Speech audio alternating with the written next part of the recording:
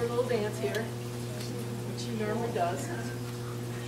All right, what do we have here? Anybody know? Who said Redtail? And if you take a look at the different tails here, this is an adult tail. Now she's very light colored. So typically around here, you'll see them with darker heads, you'll see them with little puffier, colors right through here and through their chest and so forth. She's a light colored, or what they call a Kreider Redtail Hawk, believe it or not. Just something that happened. He's losing a tail feather there. He's actually lost a couple tail feathers, so he's molting right now, so he's getting ready for breeding season. So he wants to look fantastic to breeding. No, these two are not a pair, but we do have, he's got an extra little band on his legs. We actually got permission to do a breeding. They're actually falcons, aren't they? They're actually falcons. They're our smallest of our falcon family. So, look at the back of the eyes, the back of the head. They have those dots. The dots almost look like eyes, don't they? And scientists believe that they are prevention, maybe, from these guys getting eaten by something else, like the redtail or Cooper's hawk. Because if a redtail hawk, or let's say a Cooper's hawk, comes up to a bird like this, and they're like, what? Tell that, obviously. And what these guys are speed demons. Now, the kestrel will hover over its prey, over its area that it sees something. These guys, on the fly, will catch bugs, catch birds. That's pretty much what they like. You can't give her a mouse. She will not eat a mouse. She likes day-old chicks. She likes quail. She likes the good stuff, the $2 a bird stuff. So, very spoiled. Yeah. These guys can eat mice and mealworms and all kinds of crickets and things like that, and little chopped up. The Merlin, who's actually molting in a new feather right now. Can you see that sheath? That white sheath, that tubular thing? That's where the feather is coming out of. So she's getting a nice new wing feather there. So, any questions about her? We think she's probably about 2 years old, and she'll be with us for a long time. Yes? Is it difficult for your birds in captivity to be foster parents? Is that unusual? It's not at all. It's actually very easy for them. It's very easy for them. As long as we put like a redtail in with the redtail, we put a Merlin in with a Merlin, 50-mile-an-hour dives or stoops. And he's going to show you a picture of the way they come down in that kind of aerial bombardment, if you will.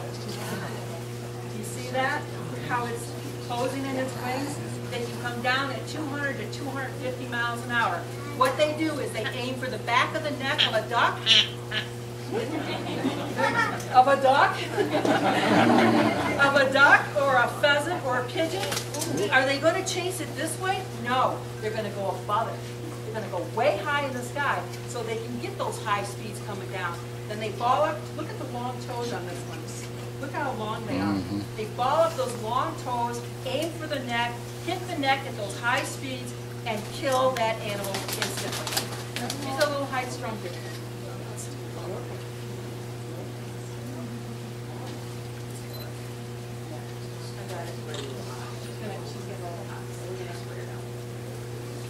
Anyway, they're equipped to handle when they hunt, how they hunt, what they hunt.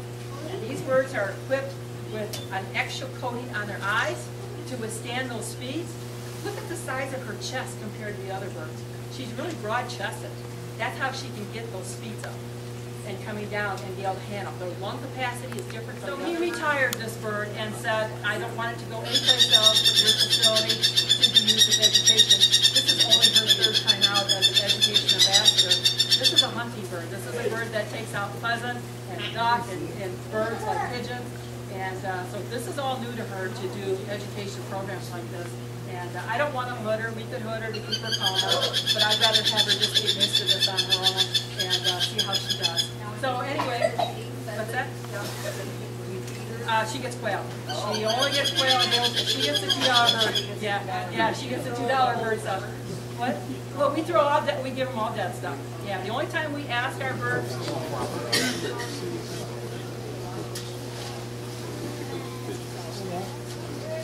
Okay.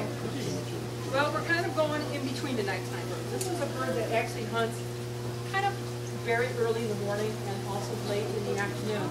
Now, this bird is extremely special to us because he's on the endangered species list in Illinois. This is a northern Harrier Hawk or a marsh hawk. The reason why they're on the endangered species list is lack of habitat. They're ground nesters.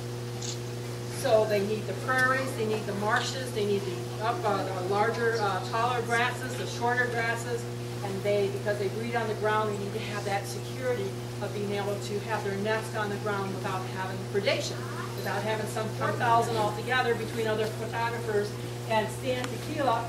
And this is the shot that was made. Of course, they turned him on his good side, where his broken wing wasn't sticking out, so they got the good side there. But anyway, they do have these up at the desk for sale here at Rock Valley Gardens. Now, Marshall, again, is on the endangered that. Anything near that is your eagle, your bald eagle, at up to 8 feet, which an eagle can get. Typically, it's between 6 and 7.5 or 8 feet for an eagle size. But that's huge. And these guys can take twice their weight in prey. So skunk, they love skunk. We get them into our centers and they reek of skunk, and they're like, what's the issue here? What's the problem? Because they can't smell. None of these guys can smell. Now, if you're thinking of the turkey vulture is not a true raptor. It's a bird that just eats carrion. It eats dead stuff. That's what it likes to eat. It doesn't necessarily like the live stuff. These guys have to have a lot of the live stuff to have their proper diet. So, he basically is a male, and believe it or not, he came out of an egg just last February. So he's that young. His name is Ulysses, and he is a male great horned owl. And you notice the facial disc, you notice the ear tufts and so forth. Definitely the colors are all great horned owl. The beefy musculature of these guys is very strong.